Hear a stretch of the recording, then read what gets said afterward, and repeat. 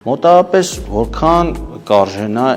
ինքնարժեքը, հա, մոնակ 1 մեգավատ արևային կայան եւ որքան կկազմի հոսանքի սակագինը նույն այդ խոշոր սպառող ընկերությունների համար։ Նախ նշեմ, որտեղ օրենքի փոփոխություն է նախատեսվում եւ այդ շեմերը, որ եթե նախկինում 500 կՎտ էր, այժմ 150 կՎտ, այդ շեմը էլի իջնի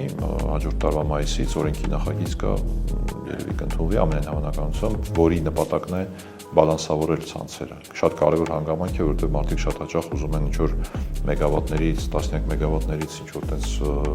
մեծ հաշվով իլյուզիաներով են էլի փորձում կարիքները կամ միգուցե բիզնեսի եկամուտները ավելացնել։ Ներդրման տեսանկյունից մոտավորապես $350 կարգի է, պլյուս մինուս ասենք 1 մեգավատի $300,000 ներդրումը, իսկ երբ որ ինքնարժեք ես հաշվում, ընդհանրենք 4 տարվա ընթացքում ինքը հետ կգնի այդ կայանը, դրանից հետո ստեցան անվճար էներգիա արտադրելու սպասարկման ծախսերը 20-30 տարի։ Այսինքն մեր բիզնեսմենները, եթե իրենց բիզնեսին կից ստեղծում են արևային կայան 1 մեգավատ հզորության, իրենց հոսանքը իրենց համար մոտավորապես դառնում է 1.5 դրամ, մոտավորապես։ Դրամ չէ, մոտավորապես 6-7 դրամ, եթե տենց երկար